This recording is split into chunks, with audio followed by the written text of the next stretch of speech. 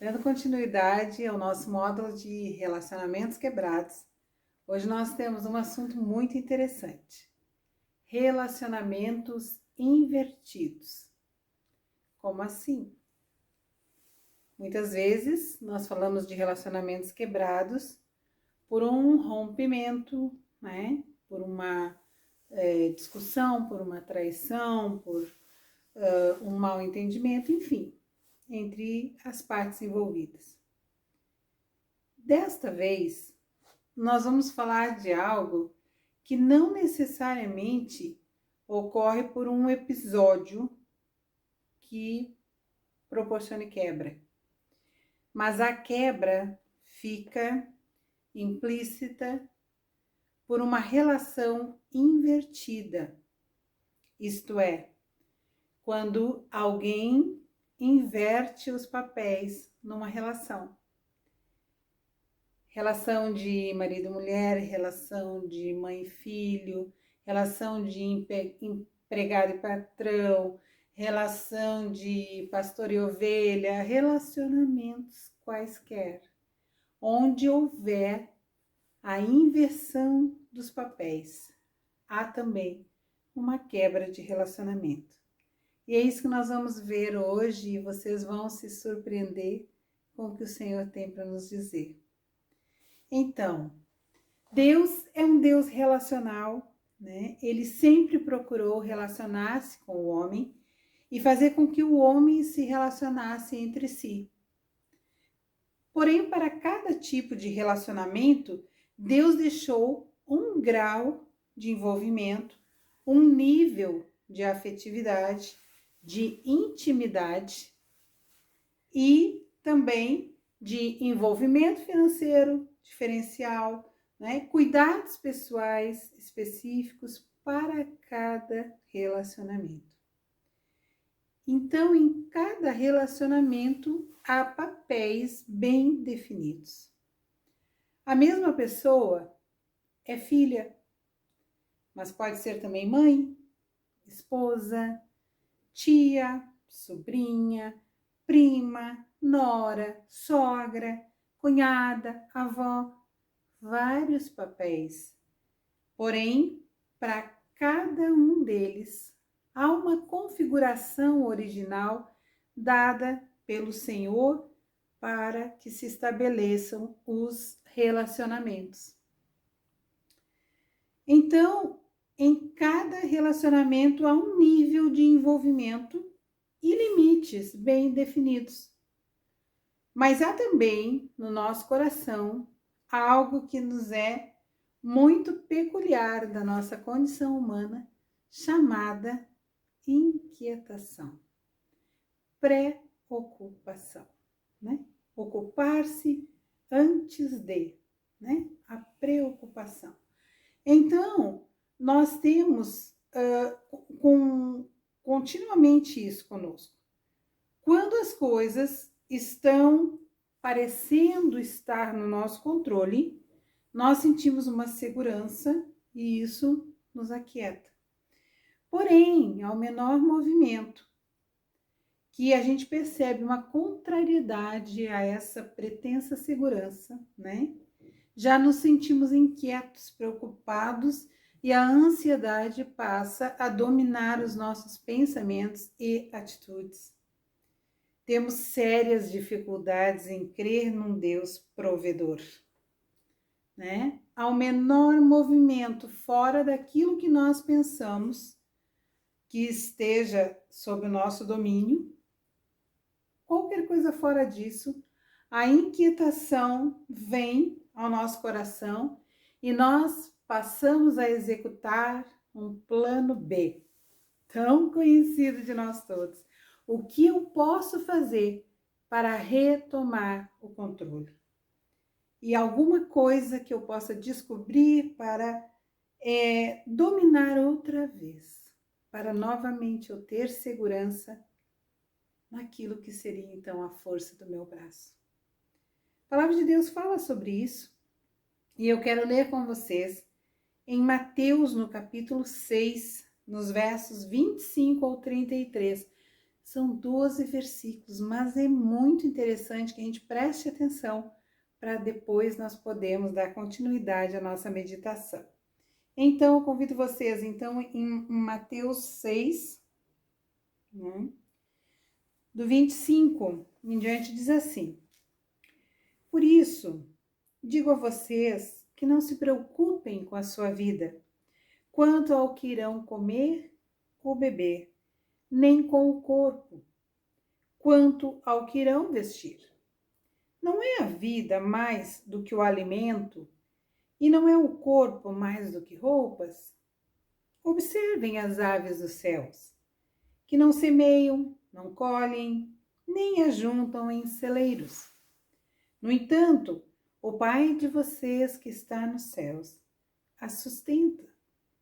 Será que vocês não valem muito mais do que as aves? Quem de vocês, por mais que se preocupe, pode acrescentar um côvado ao curso da sua vida? E por que se preocupam com o que vão vestir? Observem como crescem os lírios do campo. Eles não trabalham nem fiam. Eu, porém, afirmo a vocês que nem Salomão, em toda a sua glória, se vestiu como qualquer deles. Ora, se Deus veste assim a erva do campo, que hoje existe e amanhã é lançada no forno, não fará muito mais por vocês, homens de pequena fé? Portanto, não se preocupem dizendo que comeremos, que beberemos ou com que nos vestiremos, porque os gentios é que procuram todas essas coisas. O Pai de vocês que está no céu sabe bem que vocês precisam de todas elas. Mas busquem em primeiro lugar o reino de Deus e a sua justiça, e todas essas coisas lhes serão acrescentadas. Olha só. Então, quando nós vemos a questão da ansiedade, né, bater no nosso coração, nós automaticamente reportamos essa ansiedade para todos os nossos relacionamentos. Nós não confiamos, né, que na ausência de um marido, o Senhor será o nosso marido provedor, como a palavra diz, que o Senhor dará tudo, em tudo a provisão. Nós não confiamos que mesmo através de uma dificuldade financeira, o Senhor vai cuidar dos nossos filhos, da nossa família que eles constituíram. Olha só, Deus vai cuidar da minha família e da família que os meus filhos constituíram, né? Então, a falta de confiança em Deus faz com que nós lancemos a nossa ansiedade nos lugares e nas pessoas erradas. A palavra diz que nós devemos lançar sobre Ele todas as nossas necessidades, sobre Cristo, né? Todas as nossas ansiedades, porque Ele tem cuidado de nós. E o interessante aqui é esse verbo lançar. Se a gente pensar num jogo de vôlei, nós vamos entender o que é lançar. O lançamento. A bola vem e eu não seguro. A bola vem e eu rebato. Eu lanço. E o Senhor diz isso. Ele sabia que nós seríamos ansiosos. Mas Ele diz assim, ó, lança a tua ansiedade. Então, quando a ansiedade vem, eu não tenho que dar acolhida. Eu tenho que lançar, arremessar novamente. Para quem? Para o marido, para o filho, para o patrão? Não, para o Senhor. É isso que a palavra diz, né? Então, por nós não lançarmos isto, né, em Deus, a inquietação do nosso coração inverte a posição dos nossos relacionamentos. E com isso nós perdemos de desfrutar os cuidados do Senhor com a nossa vida e a nossa família. Por conta dessas preocupações, a mãe, às vezes, por perder o marido, por não tê-lo por qualquer razão, ela coloca essa ansiedade de proteção, essa necessidade, em cima do filho. E nós vemos, às vezes, mães que olham para os seus filhos com 3, 4 anos e dizem assim: ah, agora o fulaninho é o dono da casa. O fulaninho vai cuidar da mamãe, né? E criança tem 3, 4 anos. E já vai se colocando essa responsabilidade, esse fardo em cima de uma criança pequena, porque essa mulher não tem um marido que a proteja. Então ela lança a ansiedade dela naquela criança. E aquela criança já nasce com esse, já cresce com esse fardo, com esse peso que não é dela. Ela não tem que ser o cuidador da mãe, ela está em idade de ela ser cuidada. E o papel que o marido deixou vazio é um papel que o Senhor se dispõe a fazer, a cobrir, a suprir, mas lançando a nossa ansiedade sobre Cristo e não sobre o filho, né? A esposa, muitas vezes, pela ansiedade, pela preocupação, ela inverte o papel com o marido. O marido deve ser o provedor. A Bíblia diz que o marido é o cabeça, né, de uma relação. E ali a mulher, pela sua preocupação e ansiedade, ela acaba assumindo o papel do marido. E ela faz tanto e tanto que esse marido, que já era mais descansado ele fica. E ela passa a exercer um papel que não é dela. E toda vez que a gente inverte os papéis e passa a exercer um papel que não é nosso, necessariamente nós deixamos o nosso papel em aberto.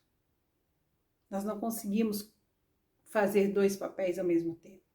Então, quando a gente inverte essa relação, quando uma mãe coloca sobre o seu filho pequenininho, dizendo para ele que ele é o cuidador da casa, ele é o dono da casa, ele é o que vai cuidar da mamãe, ela está jogando nele um papel de marido e, na verdade, ele é filho. Agora, quando ela faz isso, ela deixa o papel dela de mãe em aberto. O dia que ela quiser efetivamente cumprir o seu papel de mãe com essa criança vai dizer: não, tu não foi mãe para mim, tu não cumpriu o teu papel de mãe, ficou em aberto.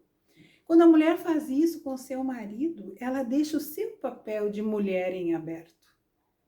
A mulher é para ser a ajudadora de um marido, que ele deva ser o provedor. Ele deve ser o cabeça da relação. Essa mulher deve apenas auxiliá-lo. Mas pela ansiedade, não, mas se eu não fizer essa hora, aí quem é que vai fazer? Não.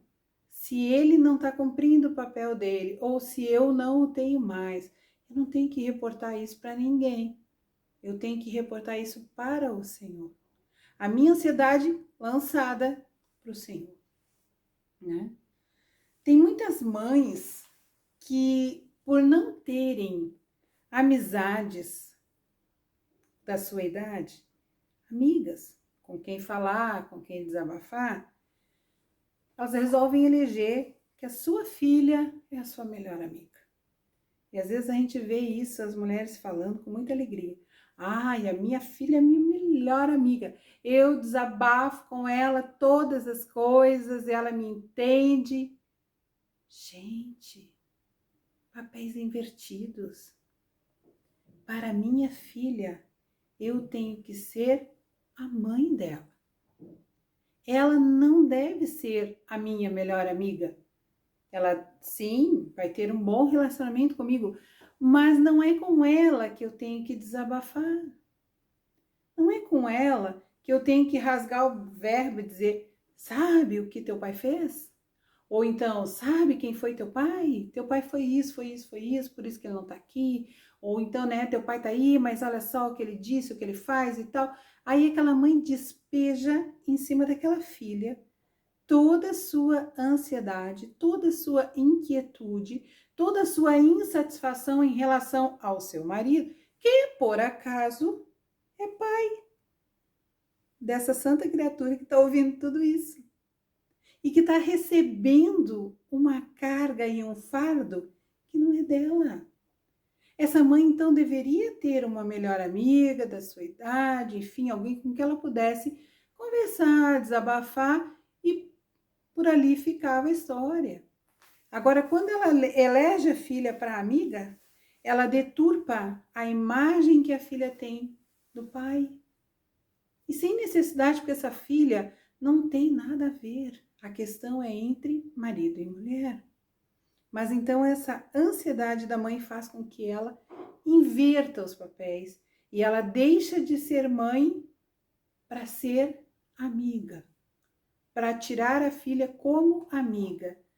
A hora que essa filha precisar de uma mãe e esta mãe quiser ocupar novamente o seu papel, essa filha vai dizer: não, tu não tens razão no que tu estás dizendo, por causa disso, disso, disso, tudo aquilo que a mãe abriu o coração, que tornou um peso para a filha, essa filha vai devolver e o relacionamento entre mãe e filha estará quebrado, né?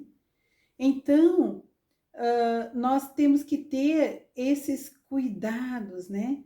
Nós não podemos deturpar a imagem do pai no coração de uma filha, né? Criando feridas da alma que muitas vezes não são curadas, ficam ali para uma vida inteira, né? A esposa que não entende o seu papel de ajudadora, então, do marido, ela passa a ser a cabeça da família. As decisões são dela, ela manda, ela governa, ela desmanda, né? E o marido, muitas vezes, até brinca. Ah, lá em casa, a última palavra é minha. Sim, meu bem. Porque ele já está acostumado com essa realidade. E ele brinca com isso. Mas isso não é correto. Isto é uma inversão de papéis, né? Mães, então, quando decidem ser amiga dos seus filhos, né? Elas passam a ser permissivas em tudo. Para não entrarem em conflito, né, com o filho adolescente, muitas vezes elas passam a permitir, a entender a situação como um amigo faria. Só que ela não é amiga, ela é mãe. Ela tem autoridade sobre este filho, mas ela perde essa autoridade no momento que ela inverte os papéis. E ela quer ser amiga do filho, né? E como amiga, vai entender a situação, vai ser complacente, conivente. Daqui a pouco, esse filho manda e desmanda na vida dos pais. É uma adolescente, tem 14, 15, 16 anos e ele governa a família. E ele decide, e ele grita, e ele bate, ele quebra coisas. Por quê? Ele não acordou assim. Ele foi criado assim, numa inversão de papéis. E aí, quando chega o momento de a mãe ser autoridade, o pai ser autoridade sobre a vida dele, ele não tem mais essa referência de pai e mãe. Ele tem amigos. E com amigos a conversa é outra. Vocês entendem que essas relações, elas não se invertem assim, ó, hoje eu vou inverter. Não.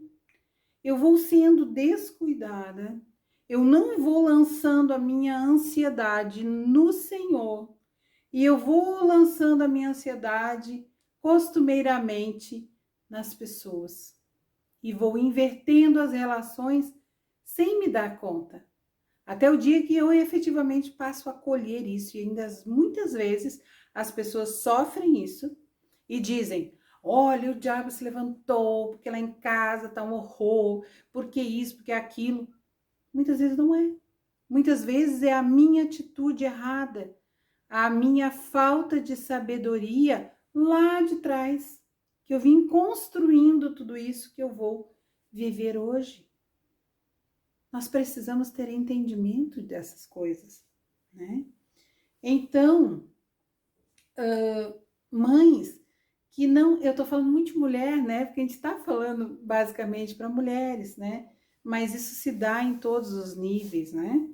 Mas as mães que não entendem a mudança de papel após o casamento do filho. Olha que coisa interessante isso, né?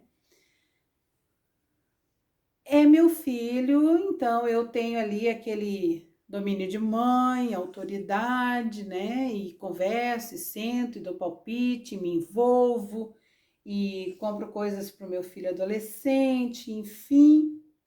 Só que um belo dia o meu filho deixa de ser adolescente e constitui família. E ele passa então a ser o cabeça dessa família.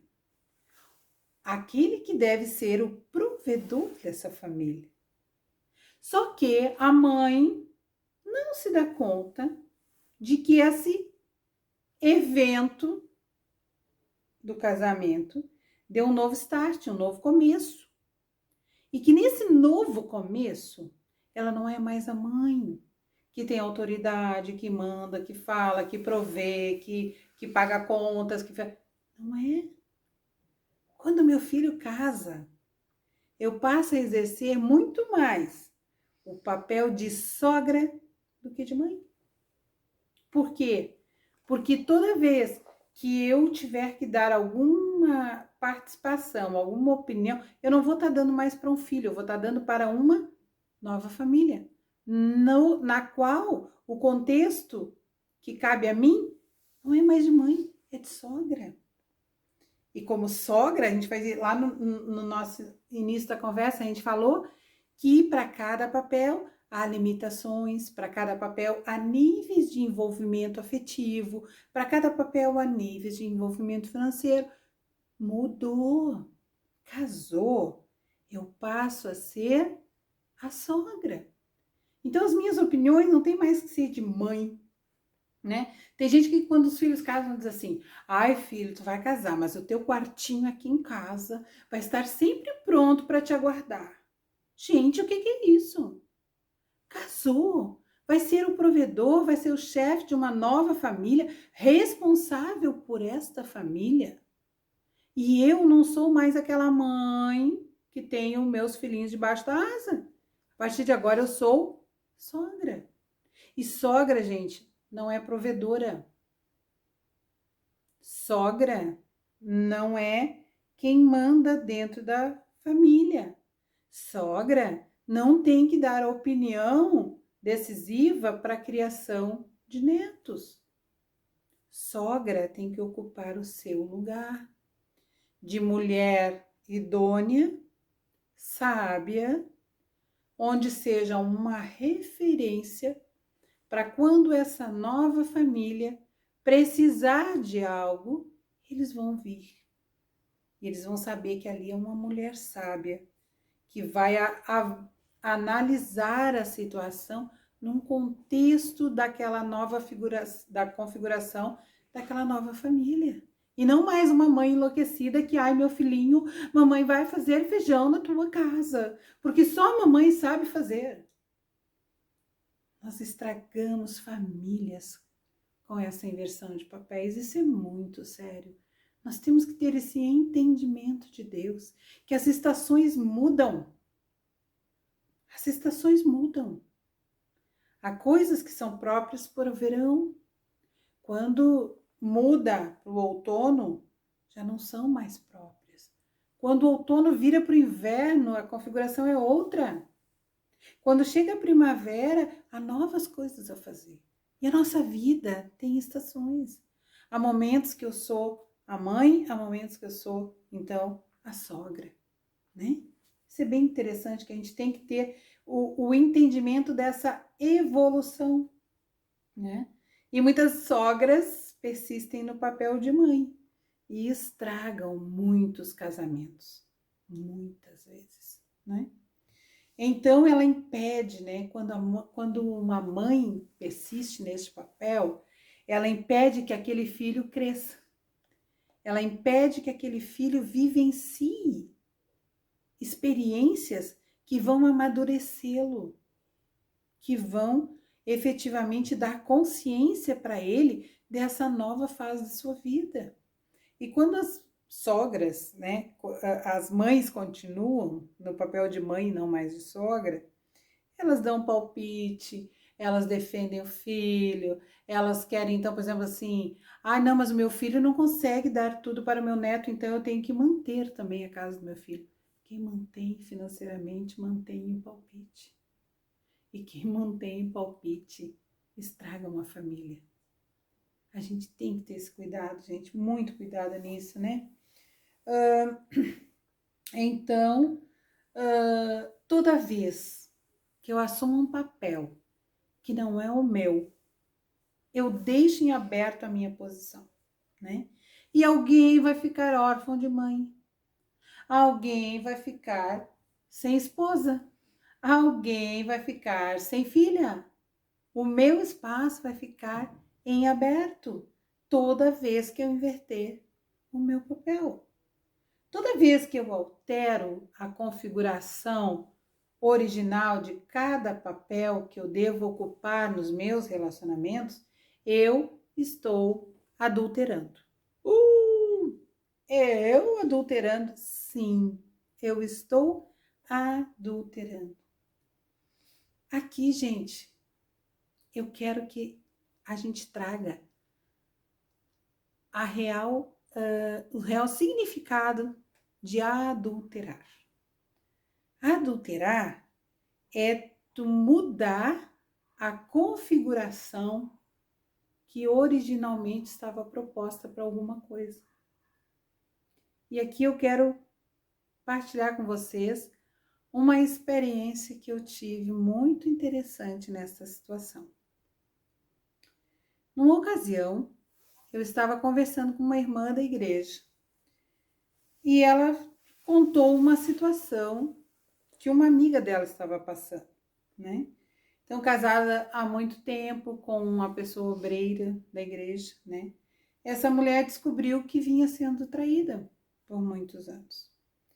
E enfurecida, então, ela quebra vários objetos da sua casa, né? Perde o seu senso, enfim. Tem aquela situação toda, acontece a separação. E logo após, essa mulher se descobre com um câncer. E então, naquele momento, né, que a pessoa estava me contando a situação, a pessoa estava vivenciando essa situação de um câncer agressivo. Eu voltei para casa com aquela história na cabeça e fiquei pensando, né? E eu pensei assim: ai, Deus, a mulher sempre se ferra, né? Olha só como a mulher se ferra. Aí eu disse assim: Deus, olha só. Essa mulher, então, ela é crente, tem um marido cristão e ela acha que tá tudo ok. Aí, de repente, ela descobre que não, que ela estava sendo enganada há muito tempo. E ela tem um ataque de fúria, quebra tudo em casa, enfim. E aí, aquela angústia, aquela depressão, surge uma doença. E agora, então, ela não tem marido, ela tá doente. Deus, olha só, a mulher sempre se ferra. Quando eu tava falando assim, eu ouvi uma voz assim. Eu estava deitada na cama, olhando para cima, pensando. Eu ouvi uma voz assim: o que é adulterar? Nessa época que aconteceu esse fato, havia uma situação de que muitos locais estavam adulterando leite, né? E isso era notícia vigente, então, no momento, a questão da adulteração do leite. E quando eu ouvi aquela voz assim: que é adulterar? Eu me lembrei do leite que estava sendo adulterado. E eu disse: Senhor, adulterar é mudar a configuração original de alguma coisa. Eu estava me lembrando do leite que os caras botavam, um pozinho branco, fazia, acontecia e tal. E o Senhor disse assim para mim, aquela voz assim que eu estava ouvindo, disse: o que se pede do homem? E eu pensei, eu disse: ao homem se pede que ele ame a sua mulher e se contente com a vida comum do lar. aquela voz disse assim para mim: e o que se pede da mulher? Eu disse: pede-se que a mulher seja submissa ao seu marido. Quando eu falei assim, eu só vi que ela fazia assim, ó, então. Quando eu ouvi aquilo, então, falei, Deus. Aí aquele momento assim, ó, caiu como se muros na minha frente caíram no chão. Por quê? Eu tava pensando assim, coitadinha daquela mulher que foi traída por aquele marido, né? Nisso eu já estava pensando em várias mulheres, né, na mesma situação. Só que quando o Senhor me fez pensar que adulterar era mudar a configuração original e que o Espírito Santo me faz lembrar o que originalmente se pede do marido, que ele ame a sua esposa e que ele se contente com a vida comum do lar, com aquela rotina, com aquela coisa do lar, para ele se contentar com aquilo. Esta é a configuração inicial. Quando o Senhor me fala qual é e o que se pede da mulher, e eu lembrei da história da submissão, que é o que a palavra diz, que a mulher não diz para a mulher amar seu marido, diz para ela ser submissa ao seu marido. Quando eu vi isso assim, eu pensei, Deus, se adulterar é mudar a configuração, então, até a hora que um homem resolveu achar uma mulher lá na rua, quantas vezes essa mulher adulterou, não se submetendo a esse marido? E aí começou a passar na minha mente todos os tipos de insubmissão. Nos insubmetemos quando não aceitamos a condição financeira da pessoa com a qual a gente casou. Não nos submetemos quando não entendemos as limitações da condição social desse nosso marido. Não nos submetemos quando não entendemos as limitações todas que esse marido possa ter, das quais até às vezes nós nos envergonhamos, né? Às vezes a gente começa a fazer brincadeiras com a limitação da pessoa que é o nosso marido. Tudo isso é insubmissão. Cada vez então que eu me insubmeto, eu estou adulterando aquela configuração inicial que Deus deu, que era para eu ser submissa, né? Então, quando eu me dei conta disso, né?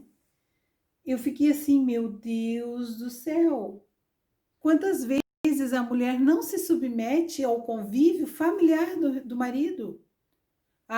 Tudo bem? Quer ver tua mãe? Então, tu vai lá, porque eu não vou. Aquela tua gente, não quero aqui em casa. Tudo isso é adultério.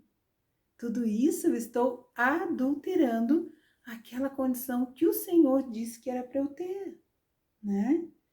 Quando eu entendi isso, mudou totalmente a minha forma de avaliar os relacionamentos, né? Então isso mudou sobre o que eu entendia de adultério. Quando eu pensava em adultério, eu pensava em relacionamento sexual. E aí, se a mulher não adulterou, o homem adulterou, então o culpado é o homem. Esse era o raciocínio simples que eu fazia e que o Senhor me fez compreender melhor, né? Então, o Senhor, Ele criou tudo como deveria ser e nos deixou isso na sua palavra, né? Porém, a nossa incredulidade nos leva à inquietação, à preocupação, e isso vai nos levando a assumir posicionamentos que não seriam nossos, né? No Salmo 46, no verso 10, diz assim: aquietai-vos e sabei que eu sou Deus. Se confiarmos no Senhor, nós vamos poder ficar no nosso papel. Quieta tua alma, Fica no teu papel. Tu é mãe, é esposa, é filha, te submete à autoridade da tua mãe. É ovelha, te submete à autoridade do teu pastor. Ah, mas a Bíblia diz que nós devemos nos submeter aos nossos pastores como a quem hão de dar conta da nossa alma no dia do juízo. Para todas as coisas a palavra diz qual é a nossa posição, né? Então, eu tenho que confiar no Senhor que eu vou cumprir o meu papel e que o Senhor vai cuidar da provisão de tudo mais, né?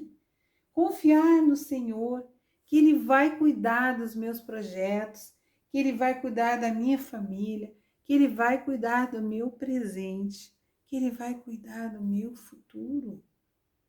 Nessas inversões de relacionamentos, acabamos por criar fortalezas que impedem o agir do Espírito Santo. Lembrando aqui uma situação ocorrida nos anos de 80, eu acho, na cidade de Garopaba, né? Quando por um volume de chuva extrapolados, o rio subiu todos os limites e passou a correr no decurso natural, né? Então, assim, com a questão da especulação imobiliária, aquela cidade resolveu mudar o curso do rio, né, para poder construir em determinado local. E mudou o curso do rio. E por muitos anos o rio correu aquele curso modificado. De repente, uma noite choveu absurdamente, um volume absurdo, e aquele rio encheu tanto que ele extrapolou os seus limites. E aí, quando ele saiu daquela condução que os homens tinham feito, o rio subiu e seguiu aquele trajeto original dele. E quando ele seguiu naquele trajeto original, ele levou adiante uma rua inteira. Eu estava lá. Quando nós acordamos, a gente foi ver, era uma rua que tinha sido sugada. Tinha 3 metros abaixo, assim, que tinha sido sugado. Carros todos foram parar no mar. Porque aquele rio, né, abriu e rompeu aquelas barreiras que tinha sido feito, né? Então a palavra diz no Salmo 46 que há um rio cujas águas são correntes. E aqui fala do Espírito Santo. Por muitos anos este rio teve o seu curso alterado pelas nossas posições erradas. Mas é chegado a hora de chuvas abundantes. É chegada a hora desse rio voltar para o seu curso original, o curso estabelecido pelo Senhor, porque ali Deus vai ordenar a sua bênção. Não vamos mais colocar barreiras para que o Espírito Santo seja, de nossa parte, tentar conduzir o Espírito Santo. Ele não se conduz por nós. Ele se conduz no fluir do Espírito de Deus com as coisas como o Senhor estabelece. Então, gente, essa palavra pode ser assim, às vezes até dura, mas medite um tempo nela. Medite quantas barreiras você ergueu por tentar criar domínios sob a sua autoridade. Toda vez que você ergueu barreiras, o Espírito Santo deixou de fluir. E não é pelo nosso braço, não é pela nossa força, é pelo agir do Senhor que nós vamos ter vitória. É quando a gente sossega o nosso coração, quando a gente consegue confiar no Senhor e lançar sobre Ele as nossas ansiedades. Lançar sobre o Senhor. Nós fazemos orações muito curtas. Nós oramos assim, Deus, abençoa tal coisa, Senhor, olha a situação do fulano, e dá pai, papai, e amém. E rapidinho a gente diz, não tem mais o que orar. Nós oramos errado. Porque o momento da oração é o momento certo de eu lançar para o Senhor todas as minhas ansiedades. De eu ter um coração contrito, sincero diante de Deus, falar, Deus, hoje, Senhor Pai, eu me perdi, Senhor, hoje eu quis mandar na situação, hoje eu quis dominar uma área que não era minha. Deus, tem misericórdia de mim, Senhor, mas tu viu, a situação aconteceu assim, assim, gasta tempo, joga todos os teus argumentos para o Senhor, e pede para Ele que Ele dê os argumentos dele para ti. Abre o teu coração para receber os argumentos do Senhor. E tu vai ver um novo fluir na tua vida. Tu vai ver um rio que vai fluir pelo curso que Deus tinha determinado. E tu vai ver a diferença que isso vai fazer. Que o Senhor tenha misericórdia de nós. Que essa palavra possa realmente ser transformadora nas nossas relações e que o Espírito Santo, sabe, acenda uma luz. Ó, tá saindo da tua posição. Tá saindo da tua posição, né? E que a gente possa voltar à configuração original de cada papel ao qual Deus determina para a nossa vida. Que Deus te abençoe, em nome de Jesus.